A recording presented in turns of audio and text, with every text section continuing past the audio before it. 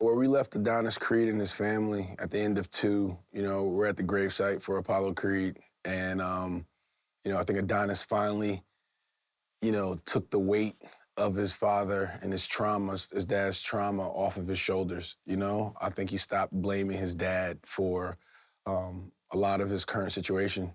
So I think that was a big deal, for Adonis to address that. And, obviously with the birth of Amara, Bianca and Adonis having a child, and what the family in the future was going to look like moving forward.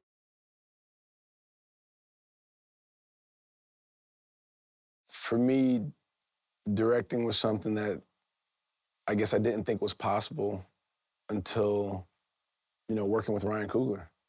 I think the first time I stepped on set for Fruitvale Station and, seeing a young, black man, from similar places, around my age, directing a feature film, I saw myself in him. I was like, okay, if he can do it, I can do it. And he told me, hey, look, Mike, there's no right time for this. You've been on set, your entire life. So, when you find something that speaks to you, just jump for it and go for it. And that's kind of what happened around, Creed 3. I've been, quietly watching and learning and listening and kind of, putting, together, things that inspire me, that excite me, and hopefully finding a vehicle for it. And that's what I did with Creed 3.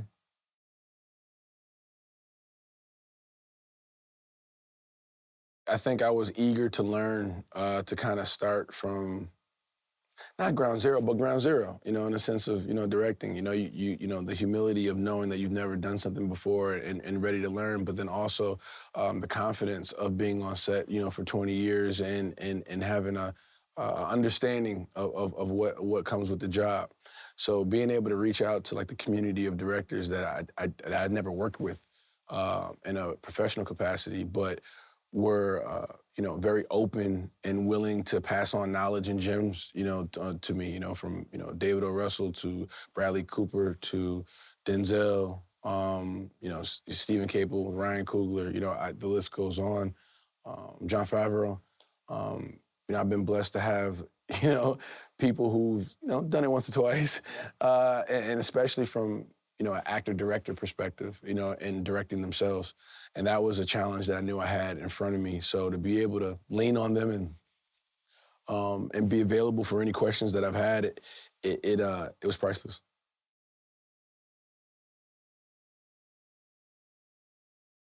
We shot how many boxing fights? How many different ways? How do you make this one different? How do you raise the bar and take it to the next level?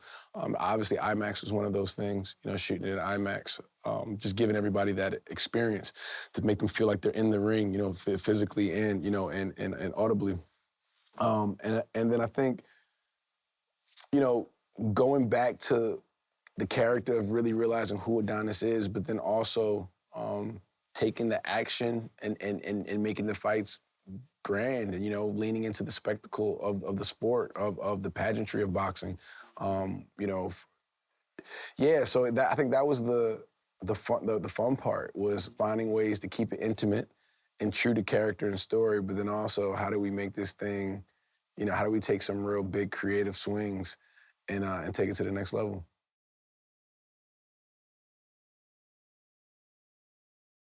I think Damian Anderson, his character is a mixture of a few different things. I think, um, you know, s- who knows you better than, the people that you grew up with, who thinks they know you, the most. And, how do we challenge Adonis in a way where it allows him to keep secrets and hold on to things that, the audience and the rest of his family doesn't know, um, but then also leave him room to be honest and to face his past in a way so he can able to move forward, with who he is. And I think Damien kind of represents um, a brotherhood that Adonis tried to run from, that he kind of outgrew in a way through trauma. And I think through that trauma, Sometimes you get two versions of the story. I think Damian represents um, Adonis's guilt, his um, his past, but then also the thing that he has to address in order for him to be a full person, for him to be the man that he knows he can be, who he wants to be. So I think, Damien's crucial to Adonis's journey.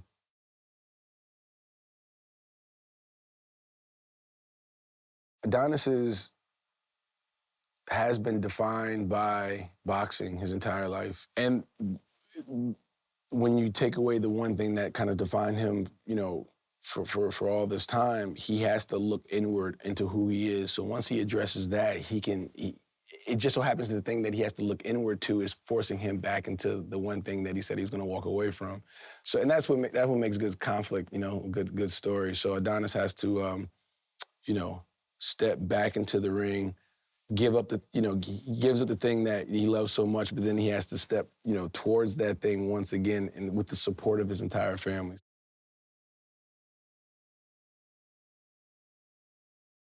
I think earlier on you felt like, you had to know everything, and, there was a million questions coming your way from, so many different departments. I think the pressure of having to, answer everything and know everything seemed daunting at first. And I think, as time went on, nobody knows everything, We're all kind of figuring it out, and it's a team sport. Filmmaking is the medium where you need a team. There's so many other, moving pieces and parts that come together in order to shoot a film.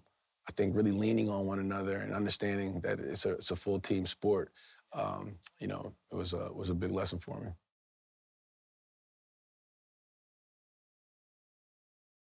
Jonathan Majors is incredible, phenomenal actor and person. I kind of cold called him, He was, I think he was in Savannah shooting Devotion, if I'm not mistaken. And yeah, I just you know, told him how incredible I thought he was. Great actor. Didn't know him personally, but ran into him a couple times. So we kind of talked through, the brief encounters that we've had in the past, and basically, I wanted to sell him on this journey. I know what the movie and this franchise did for me, as an actor, as a person. You know, his work ethic is something that I wanted to appeal to. Because I work pretty hard as well. So I wanted to create a bond. You know, in front of the camera and off. He's somebody that I would consider a good friend. Especially through this experience. I think Jonathan just brought so much to the table. He comes, he comes in, he's locked in, understanding his process as well, learning, just not just the man, but how he likes to work. And that's another thing for me as a director, just learning the patience, learning to listen, paying attention to all the details and the courtesies that I would want as an actor.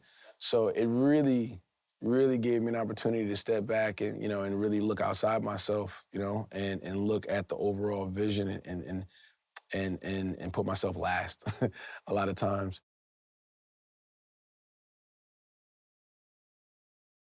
Clayton Barber is incredible, stunt coordinator. He started this thing off with Creed 1, to bring him back around for this one and take things to the next level was a goal of ours.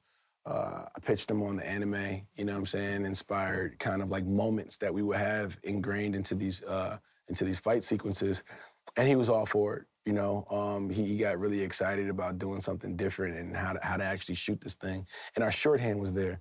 So, you know, when you're reconnecting with somebody who you've done it before, it's like, riding a bike. We kind of fell right back into, old routines in the best way possible.